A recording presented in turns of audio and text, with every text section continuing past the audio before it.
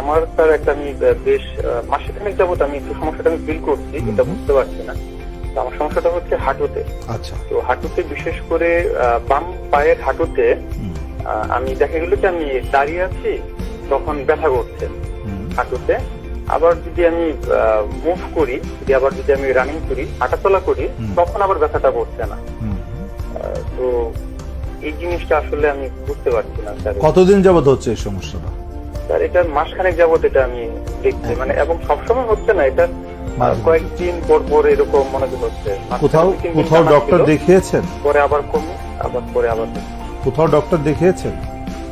না স্যার, এখন পর্যন্ত কোনো ডক্টর দেখানো হয়নি। জি, ধন্যবাদ, আমরা বুঝতে পেরেছি, আমরা উত্তরটা দিচ্ছি। চমৎকার কোশ্চেন, অনেকে আছে উনি দেখে দাঁড়াই থাকলে ব্যথাটা করে, মুভমেন্ট করলে করে না।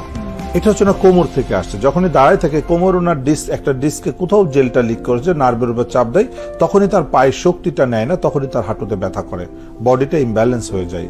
এটার জন্য আমাদের মাসেলকে বিল্ড আপ করতে হবে, পায়ের শক্তি বাড়াতে হবে, তাহলে সে সুস্থ হয়ে যাবে। সো পায়ের শক্তি বাড়ানো কোনো ওষুধ পৃথিবীতে নেই, একমাত্র রাস্তা এক্সারসাইজ। সো এক্সারসাইজ করলে উনি ভালো হয়ে যাবে।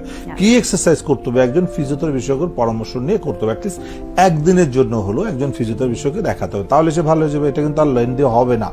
দর্শক, আমি আপনাকে সাজেস্ট করবো যে আপনি একবারের জন্য একজন ফিজিওথেরাপি বিশেষজ্ঞের পরামর্শ নেবেন, নিয়ে ওনার কাছ থেকে আপনি কয়েকটা এক্সারসাইজ শিখে নেবেন, যে এক্সারসাইজে মাসেলকে স্ট্রং করা যায় উনি আপনাকে শিখিয়ে দেবে। এই কমপ্লেনটা বললে যে কেউ বুঝবে যে আসলে কোমর থেকে ব্যথাটা নিচের দিকে যাচ্ছে। সো পায়ের শক্তিটা যদি আপনি বাড়াতে পারেন তাহলে এটা আপনার সমাধান হয়ে যাবে, আর ডিস্টার্ব করবো না কোনোগুলো। ধন্যবাদ আপনাকে।